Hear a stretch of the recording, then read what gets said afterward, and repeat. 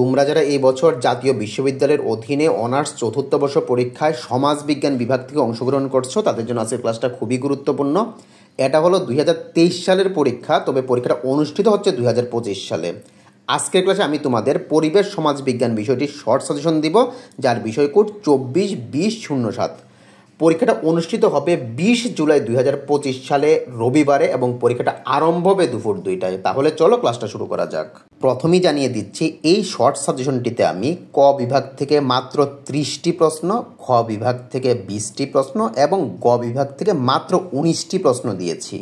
শিক্ষকতা জীবনের দীর্ঘ অভিজ্ঞতার আলোকে পরিপূর্ণ দায়িত্ব নিয়েই বলছি, এই সাজেশনটি হুবহু অনুসরণ করলে কমপক্ষে 95% প্রশ্ন অবশ্যই কমন পাবে ইনশাল্লাহ। আসো এক নজরে প্রশ্নগুলো দেখে নেই।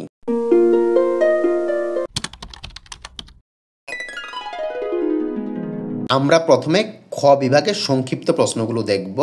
প্রথম প্রশ্নটি হচ্ছে বাস্তুতন্ত্র কি, 2 বিশ্ব উষ্ণায়ন কি, 3 খাদ্য শৃঙ্খল বলতে কি বুঝো, 4 পরিবেশ সমাজবিজ্ঞান কাকে বলে, 5 টেকসই উন্নয়নের উপাদানগুলি লিখো।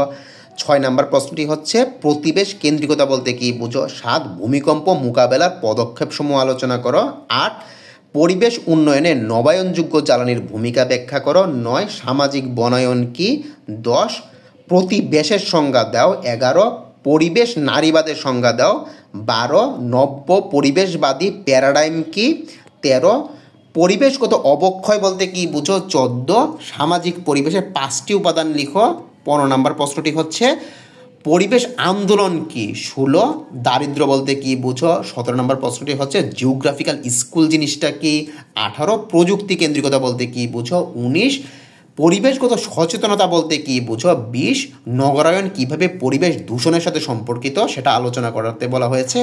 21 নম্বর প্রশ্ন দুর্যোগ ব্যবস্থাপনা বলতে কি বুঝো, 22 পরিবেশগত অবক্ষয়ের ধরনগুলো কি কি, এবং 23 এবং সর্বশেষ প্রশ্নটি হচ্ছে নারী এবং পরিবেশবাদের মধ্যে সম্পর্ক আলোচনা করো।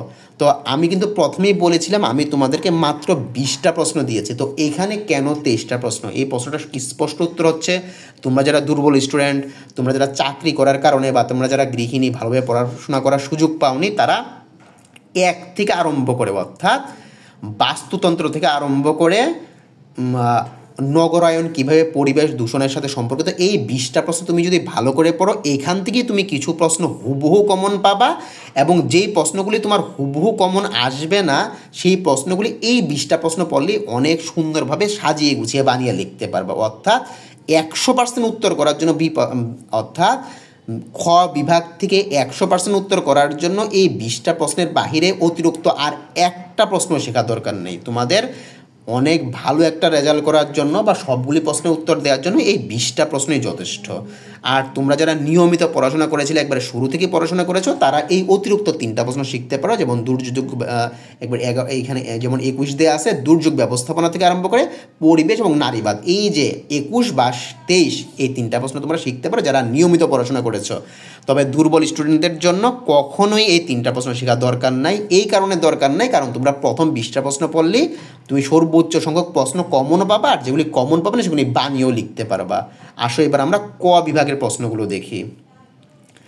ক বিভাগের প্রথম প্রশ্নটি হচ্ছে টেকসই উন্নয়ন জিনিসটা কি। টেকসই উন্নয়ন হলো উন্নয়নের এমন একটি প্রক্রিয়া যা পরিবেশের উপর কোনো হুমকি বা ক্ষতিকর প্রভাব ছাড়াই দীর্ঘস্থায়ী উন্নয়ন সাধন করে।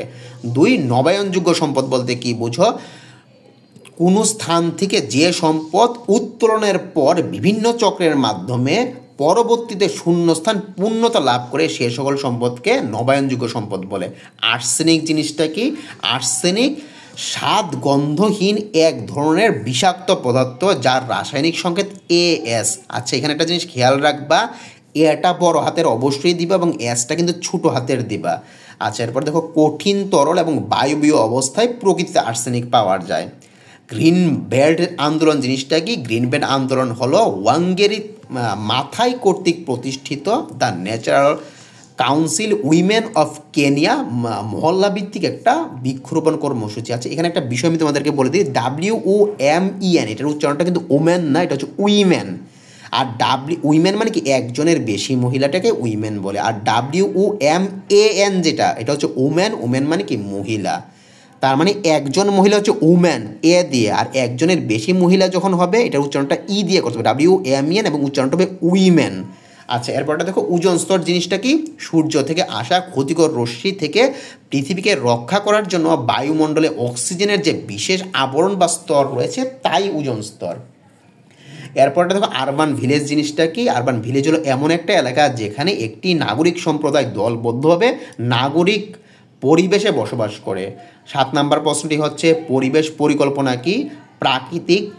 প্রাকৃতিক, সামাজিক, অর্থনৈতিক এবং সুশাসনের বিষয়গুলোকে বিবেচনায় রেখে উন্নয়ন কার্যক্রমকে এগিয়ে নিতে সিদ্ধান্ত গ্রহণের একটি সহায়ক প্রক্রিয়া হলো পরিবেশ পরিকল্পনা। এখানে হলোর উপরে কিন্তু চন্দ্রবিন্দু হবে না। এরপরটা দেখো দারিদ্র্য সীমা জিনিসটা কি? দারিদ্র্য সীমা হলো একটি নির্দেশক যার মাধ্যমে দারিদ্রতার সীমা নির্ধারণ করা হয়। এরপরটা দেখো ঘূর্ণিঝড় জিনিসটা কি?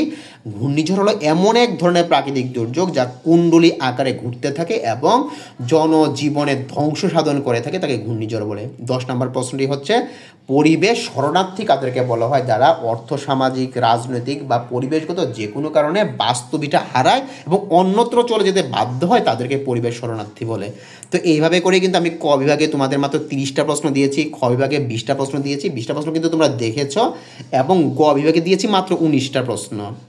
এখন যে বিষয়টা সেটা হচ্ছে কি, স্যার এই প্রশ্নগুলি পড়লে কি 100% প্রশ্ন কমন আসবে কিনা? এটার উত্তরটা হচ্ছে আমি তোমাকে খ বিভাগে যে প্রশ্নগুলি দিয়েছি এইখান থেকে কিছু প্রশ্ন হুবহু কমন আসবে, এবং যে প্রশ্নগুলি হুবহু কমন আসবে না এই 20টা প্রশ্ন পড়লেই তুমি বানিয়ে লিখতে পারবে। এবং ঠিক এইভাবে গ বিভাগে 19টা প্রশ্ন দেওয়া হয়েছে, এই 19টা প্রশ্ন থেকে তুমি অবশ্যই আলহামদুলিল্লাহ 5টা প্রশ্নের উত্তর করতে পারবে অনেক সুন্দরভাবে। এবং এই যে এখানে খ বিভাগের 19টি প্রশ্ন এবং খ বিভাগের 20টা প্রশ্ন এবং গ বিভাগের 19টা প্রশ্ন, এই প্রশ্নগুলো পড়লে তুমি খ এবং গ বিভাগের যে কোনো ধরনের প্রশ্নের উত্তর করতে পারবে। এবং আমি আবার বলছি এইখান থেকে কিছু প্রশ্ন হুবহু আসবে, আর যেগুলি আসবে না সেগুলি কিন্তু এই প্রশ্নগুলি শিখলে তুমি লিখতে পারবে। অর্থাৎ এই 20টা প্রশ্ন এবং এই 19টা প্রশ্নের বাহিরে আর অতিরিক্ত একটা প্রশ্ন শেখা দরকার নাই। এইবার আসলে আমার ক বিভাগ থেকে, স্যার ক বিভাগে তো মাত্র 30টা প্রশ্ন, এই 30টা প্রশ্ন পড়লে কি স্যার আমার প্রশ্ন কমন পড়বে কিনা? তো আমার দীর্ঘ অভিজ্ঞতা থেকে, এত বছর ধরে শিক্ষকতা জীবনের দীর্ঘ অভিজ্ঞতা থেকে আমি যেটা বুঝতে পারি বা যেটা জানি সেটা হচ্ছে এই যে এই 30টা প্রশ্ন থেকে তুমি কমপক্ষে 8টা থেকে 9টা প্রশ্ন অবশ্যই কমন পাবা। এখন এরকম যে স্যার 70টা দিলে তো ভালো হতো, বা যদি 80টা দিন তাহলে তো আরও বেশি কমন পেতাম আমরা, বা আরও বেশি নিশ্চয়তাটা বাড়তো। এটার উত্তরটা হচ্ছে দেখো, আমি যদি তোমাকে এখন 50টা প্রশ্ন দিই বা 70টা প্রশ্ন দিই, তো এইগুলি শেখাটা কিন্তু এই মুহূর্তে অনেক বেশি কষ্টকর হয়ে যায়। সুতরাং আর তোমরা যারা আমার ভিডিওগুলি নিয়মিত দেখো, তোমরা একটা জিনিস খেয়াল করবে, আমি কখনোই বেশি প্রশ্ন দেই না। শুধুমাত্র পরীক্ষার মধ্যে যেই প্রশ্নগুলি আসবে বা যেই প্রশ্নগুলো আসতে পারে শুধুমাত্র সেই প্রশ্নগুলি সাজেশনে দেওয়া হয়। অতিরিক্ত একটা প্রশ্ন দিয়েও সাজেশনের পৃষ্ঠাগুলি মানে সাজেশনটা বড় করা হয় না। যেমন তোমরা যেসব বন্ধুরা রাষ্ট্রবিজ্ঞানে পড়ো বা ইসলামের ইতিহাসে পড়ো বা অন্যান্য ডিপার্টমেন্টগুলিতে পড়ো, দেখবা রাষ্ট্রবিজ্ঞানের প্রশ্ন আমি মাত্র 12টা থেকে 13টা প্রশ্ন দিই এবং ওইখান থেকে 100% প্রশ্ন কমন আসে। কিন্তু তোমাদের সমাজ বিজ্ঞানের মধ্যে দেখা যায় প্রশ্নের কিছু বৈচিত্র্যতা থাকে, সেই জন্যই দেখা যেতে তোমাদের, আমি হয়তো এটা রাষ্ট্রবিজ্ঞান হলে আমি মাত্র 13টা প্রশ্ন দিয়ে বলতাম এখান থেকে 100% আসবে, কিন্তু তোমাদের 60টা প্রশ্ন বেশি দিতে হয়েছে। ঠিক একইভাবে গ বিভাগে আমি রাষ্ট্রবিজ্ঞানে মাত্র 13 থেকে 14টা প্রশ্ন দিই, ওইখান থেকে 100% আসে, কিন্তু তোমাদের অতিরিক্ত আর 5টা প্রশ্ন হয়তো বেশি শিখতে হচ্ছে। তো এই যে সামান্য কিছু প্রশ্ন, এবং এই প্রশ্নগুলি আমি বাধ্য হয়ে দিছি যে হ্যাঁ এই প্রশ্নগুলি না শিখলে একটা ছেলে মেয়ে 100% প্রশ্ন উত্তর করতে পারবে না। সুতরাং তোমরা এবং একজন শিক্ষক হিসেবে আমার পরামর্শ হলো, তোমরা যখনই এই ভিডিওটা দেখবা তখনই আমার এই হোয়াটসঅ্যাপ নাম্বার বা ইমো নাম্বারে বা সরাসরি এই নাম্বারটা তোমরা যোগাযোগ করে পিডিএফটা নিয়ে ফেলবে, এবং এই পিডিএফটা যদি নাও আলহামদুলিল্লাহ তোমরা যাদের ভালো একটা রেজাল্ট করতে চাচ্ছ তোমাদের ভালো রেজাল্ট করাটা অনেক সহজ হয়ে যাবে। এবং তোমরা যারা পাশ করা নিয়ে চিন্তিত আছো তারা কিন্তু খুব সহজেই পাশ করে যাবা, কারণ মাত্র 30টা প্রশ্ন, এবং 30টা প্রশ্ন থেকে তুমি 8 থেকে 9টা প্রশ্ন কমন পাচ্ছ। মাত্র খ বিভাগের 20টা প্রশ্ন তুমি দেখে যাবে, এই 20টা প্রশ্ন থেকে তুমি ফুল উত্তর করতে পারছো। গ বিভাগের 19টা প্রশ্ন দেখে যাবে, এই 19টা প্রশ্ন থেকেই দেখা যাবে তোমার হুবহু কিছু প্রশ্ন আসবে, এবং যে প্রশ্নগুলি হুবহু আসবে সেগুলি তুমি বানিয়ে লিখতে পারবা।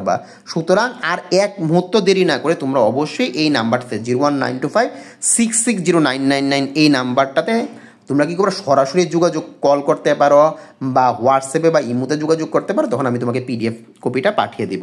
আসো এবার আমরা ক্লাসটা শেষ করার আগে একটা বিজ্ঞাপন দেখি।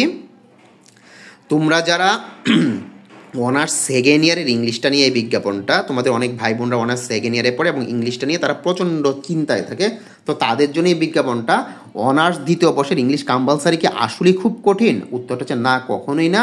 বাংলাদেশের যে কোনো প্রান্ত থেকে অনলাইনে জাকারিয়া স্যারের সাথে ক্লাস করে দেখুন, ইংরাজি কত আনন্দের সাথে এবং সহজে শেখা যায়।